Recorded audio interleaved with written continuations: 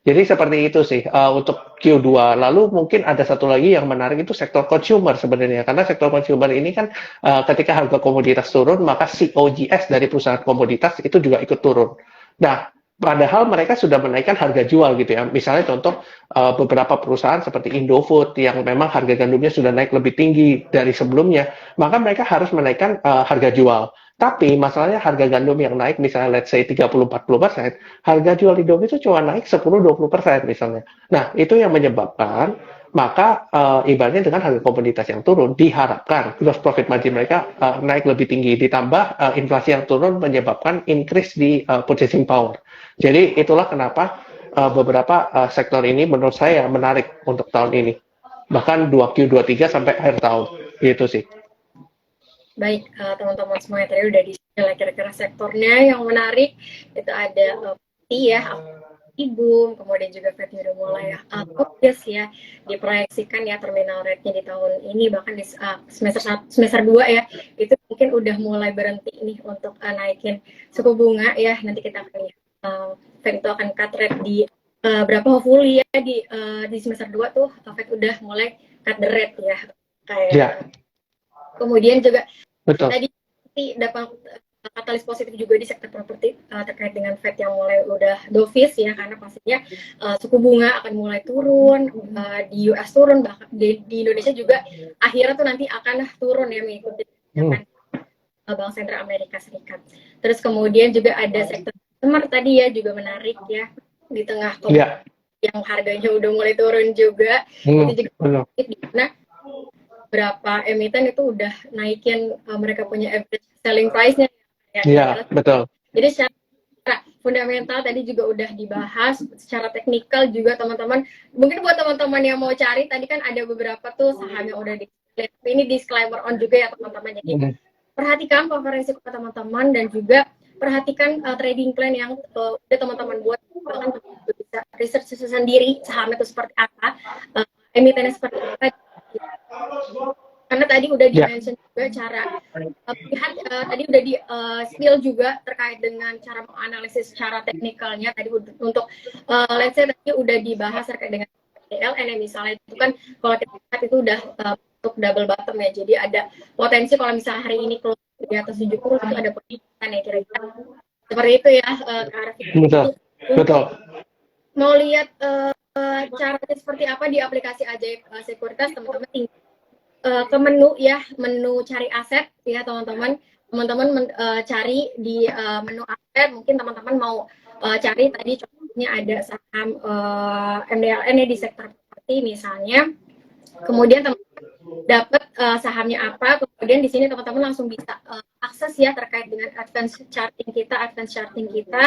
Teman-teman bisa lihat ya di sini kita punya aplikasi itu udah ada moving average-nya, terus kemudian exponential moving average ya. Artinya tadi mudah ya, apalagi buat trader yang masih baru ya, kira-kira seperti itu. Jadi bisa dilihat tadi dari moving average-nya, karena kita udah sediain juga dari moving average, kemudian juga ada Bollinger Band ya. Jadi ada beberapa kira-kira indikator yang teman-teman bisa mix and match dari analisis secara teknikalnya melalui kita punya itu advance charting. Dan tadi kira-kira untuk sahamnya tadi, untuk yang consumer nih kira-kira bisa di-spill nih Kak Arvin, kira-kira untuk yang consumer itu apa sih contohnya nih? Oke. Mungkin kita bisa lihat Unilever ya. Kalau kita lihat Unilever ini kan sudah kemarin sempat naik gitu ya sampai tanggal 27 Maret gitu ya. Sekarang berusaha untuk retest low-nya lagi di 4.080 sampai 4.110. Dan memang kemarin di 4.110 mantul tuh. Nah, jadi kalau kita lihat memang terjadi tutup gap kemarin di sekitar 4.200 sampai 4.230 gitu ya, terjadi tutup gap. Dan hari ini rebound dengan volume yang cukup lumayan. Jadi ini bisa diperhatikan sih menurut saya pribadi, karena memang Unilever sendiri itu punya gap di 4.810 sampai 4.920. Jadi cukup besar gitu ya. Kalau memang upside-nya sampai ke sana, ini akan menarik sekali untuk Unilever. Lalu untuk ICBP juga sangat menarik juga gitu ya. Kalau kita lihat memang ICBP lagi bikin higher high terus secara candlestick, Jadi harusnya cukup menarik dan memang secara fundamental masuk, secara sentimennya juga masuk. Jadi harusnya akan menarik untuk kita perhatikan sama-sama untuk Unilever dan ICBP. Tadi untuk sahamnya ICBP dan juga UNVR, Unilever ya, Kak Arvin Betul, ya. Saham betul. nikel menarik, kemudian kalau kita lihat secara sentimen, secara fundamental juga menarik. Nah teman-teman, ngomong-ngomong terkait dengan fundamental nih, kita di screener kita yang baru ya, di aplikasi fitur kita yang terbaru, itu juga ada screening saham ya.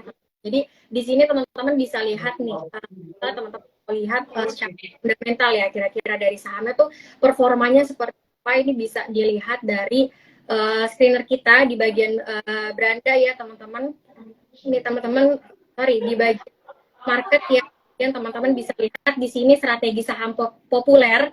Jadi nanti teman-teman dari di menu market, kemudian teman-teman bisa ini plus selanjutnya itu adalah strategi saham populer. Kemudian teman-teman bisa lihat ya, itu udah ada ya screenernya, misalnya teman-teman mau cari yang top market cap. Jadi bisa dilihat nih yang top market cap, karena mungkin ada beberapa trader juga walaupun mereka teknikal tapi juga biasanya melihat juga nih ya bisa atau enggak volatilitasnya itu seperti apa.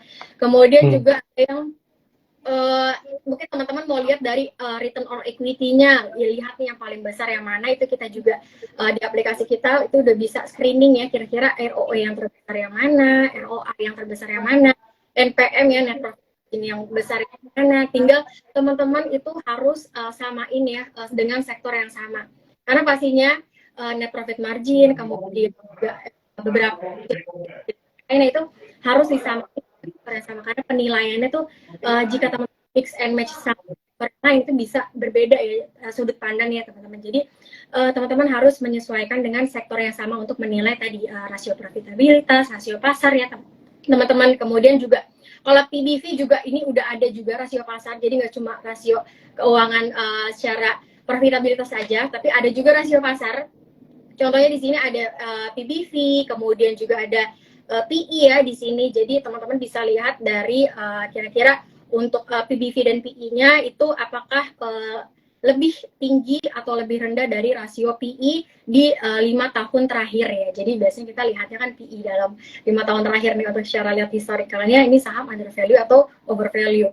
Jadi memang bisa dikatakan kita punya aplikasi tadi teman-teman juga udah dibahas terkait dengan saham-sahamnya oleh Kak Arvin, itu juga bisa langsung aja menggunakan aplikasi kita, menggunakan fitur terbaru kita, menggunakan advanced charting, menggunakan screening saham ya teman-teman. Teman-teman bisa lakukan analisis di mix and match, mau teknikal mau fundamental. Kita punya aplikasi sekarang dengan fitur kita terbaru itu udah sangat memfasilitasi ya teman-teman buat jadi trader handal. Kemudian mungkin kita masuk ke segmen selanjutnya nih ya Kak Arvin. Mungkin buat teman-teman semua ini yang mau bertanya itu juga boleh sekali langsung tanyain aja di kolom Q&A. Nanti kita mungkin nanti Kak Arvin akan membahas ya kira-kira view-nya seperti apa nih untuk saham tersebut. Dan mungkin sebelum ke situ ya teman-teman, kita akan balik lagi ke talking point kita ya di hari ini. Tadi terkait dengan sektor itu udah dibahas ya, ada consumer, ada properti. Kira-kira ada tambahan lagi nggak Mas? Apa hanya 2 nih kira-kira nih untuk di tahun untuk di kuartal 2 sih tahun 2020 ini? Oke, mungkin kalau kita bicara drive up with sentiment ya, mungkin emas itu juga akan menarik ya, karena memang kalau kita lihat harga emas kan, kalau emas dibandingkan USD itu sudah sekitar 2040 sampai 2060 US dollar per troy ounce.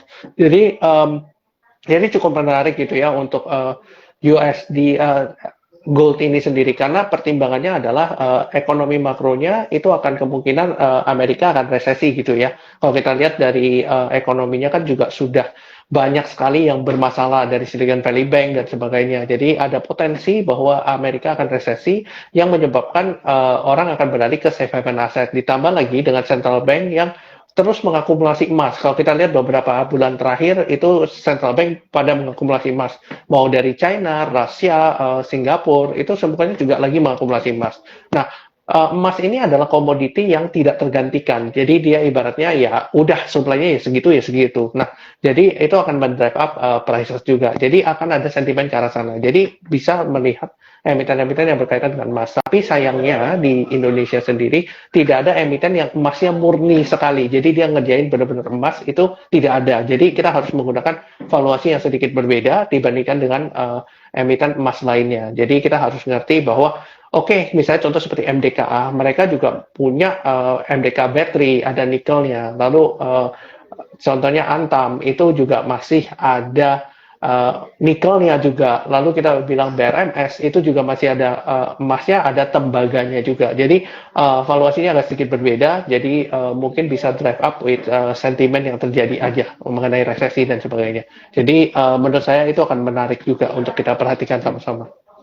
Baik, tadi untuk di komoditi khususnya gold ya, Kak Arvin ya kira-kira yang mungkin menarik ya untuk di tradingkan. Nah tadi ngomong-ngomongin komoditi nih, kita biasanya kan kalau trading di saham-saham komoditi itu kan basically komoditas itu kan memang harganya tuh berfluktuatif sekali gitu kan. Nah kalau di aplikasi kita juga sudah memfasilitasi tadi kita punya visual improvement ya di order book kita ya teman-teman. Jadi teman-teman pastinya bisa melihat nih kira-kira secara cepat nih trading. Karena pastinya kalau komoditas itu saham-saham komoditas itu biasanya memang bisa dikatakan pergerakan sahamnya tuh lebih volatile lah dibandingkan dengan consumer ya Kak ya, kira-kira seperti itu. Jadi karena kalau kita lihat di sini kita punya aplikasi ajaib ya, itu fitur terbaru kita juga udah memfasilitasi dengan visual improvement kita di order booknya. Jadi teman-teman lihat di sini ada bid dan ask-nya. Kita lihat di sini volume jual dan volume belinya, teman-teman hanya bisa lihat chartnya aja tuh udah langsung kelihatan nih kira-kira volume jual sama volume beli tuh banyakan mana sih ya. Jadi kalau misalnya volume jualnya banyak, berarti istilahnya tuh itu lagi tinggi ya, otomatis bisa dikatakan harganya lumayan tertekan ya teman-teman. Itu juga dapat jadikan potensi seperti itu kalau misalnya di bagian overnya tuh atau di bagian asknya tuh banyak ya untuk order loadnya. Kemudian sebaliknya kalau misalnya di bidnya itu order bidnya tuh banyak, itu mungkin teman-teman bisa kira-kira melihat nih bahwa wah belinya tuh tinggi, jadi di aplikasi kita dengan kasat mata lah istilahnya teman-teman bisa langsung menentukan nih kira-kira order saat ini tuh lagi banyakan di ask atau lagi banyakan di bidnya. Jadi lagi tekanan akumulasinya tuh lagi tinggi ataukah tekanan distribusinya tuh yang lagi tinggi. Nah tadi terkait dengan saham-saham yang komoditi ya Mas ya, saham-saham dia. Kemudian tadi udah di spill sebenarnya di awal ya, mungkin buat teman-teman yang ketinggalan tadi kita udah bahas terkait beberapa sektor, ada consumer, ada properti, kemudian ada komoditas khususnya di gold. Nah, demand positifnya secara fundamental tadi udah bahas intensif ya. Kemudian kalau Mas Arfi sendiri sebenarnya kalau menggunakan aplikasi kita nih di aplikasi Ajaib itu kira-kira menurut Kak Arfi tuh kira-kira seperti apa sih Mas? Apakah improvement di fitur-fitur terbaru kita tuh sangat membantu trader sekali atau seperti itu? Oke, definitely ya. Kalau saya lihat memang improvement dari Ajaib yang terakhir ini juga lumayan banyak ya. Kalau kita lihat ada beberapa fitur ya yang mau dirilis 30 fitur gitu ya. Dan sekarang itu sudah cukup banyak gitu ya fitur-fitur yang muncul di Ajaib sendiri. Yang mungkin yang menurut saya signifikan itu ada di news ya. Kalau kita lihat di kategori on news itu kan susah banget nih. Kita kalau lihat news itu kayak kita harus mendigest satu-satu dalam arti kita harus ngeklik nih baru kita baca gitu ya. Padahal mungkin sektoralnya itu nggak sesuai dengan yang kita inginkan. Yang membantu saya banget itu adalah misalnya kita buka news di aplikasi Ajaib, itu ada kayak semacam sektoralnya gitu, kayak consumer, ada subsektor otomotif dan sebagainya gitu ya, ada non-cyclical dan sebagainya. Itu yang menurut saya menarik sih.